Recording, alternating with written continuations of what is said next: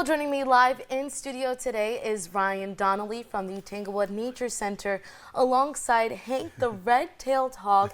Here to tell us all about him is Ryan. Good morning. Thank you for joining us this morning.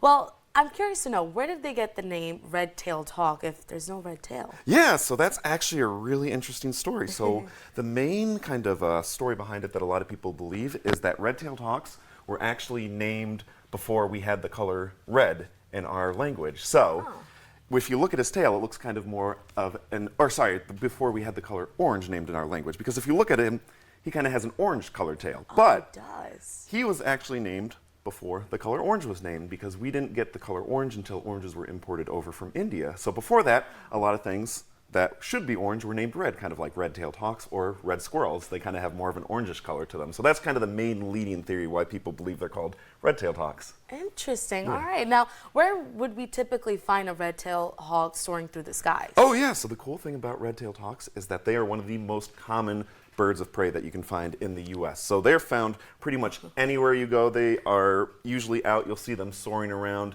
They're just as common as vultures around here. So, and how long ago did Hank arrive to the Nature Center? Yeah, so we've had Hank for about 17 years now. So you can see he's getting a little white around his eyes. He's getting up there in age, but he still loves going to programs, hanging out with us. So. And what's typically their lifespan? So, out in the wild, they usually live for about 10 to 15 years. The oldest red-tailed hawk on record, though, has gotten up to 30 years. So they can live up for quite a while. Since they are birds of prey, they are raptors, so they're towards the top of the food chain. Now, what would they typically eat in the wild? Yeah, so their main diet, they usually go for, sorry, Hank. There we go. He doesn't like when I move my hands too fast. So they usually eat small mammals, kind of rodents, chipmunks, squirrels, that sort of stuff. They'll occasionally eat birds, but they'll also eat lizards, snakes, really anything they can find. And one of their adaptations that help them out is called counter shading. So what you can see right here, he has this kind of lighter underside with kind of a darker top. And the reason for that is when he's flying, if somebody was to look up at him,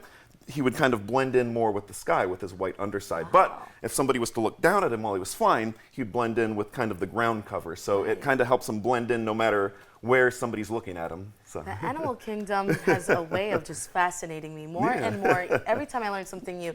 Now, are there any upcoming events happening at the Nature Center folks should know about? Yeah, of course. So now that it's winter, we have our Winter Wiggles, which is great for kindergartners, pre-K, that sort of stuff. We have a little story, a little activity, and we get an animal out, kind of like Hank or some of our mammals. Coming up, too, in the new year, we have our winter break program. There'll be more details on that coming out. And our last Tuesday drop-in programs, which will be an hour-long program. It'll focus on kind of key areas, either like invasive species or birds or even fossils. And we'll kind of take a deep dive into that and look at some of our animal ambassadors along the way. Awesome. Now, for folks wondering, where can I find all this information to mark on my calendars, please let us know where to go. Yes, yeah, you can go onto our website on our upcoming events page, or on our Facebook. We keep that updated as well with everything that's going on up at the Nature Center. Awesome. Thank you so much, Ryan. Thank you, Hank. I know you want to fly out of here, but right now it is 6:50 and still ahead on Good Morning Twin Tiers.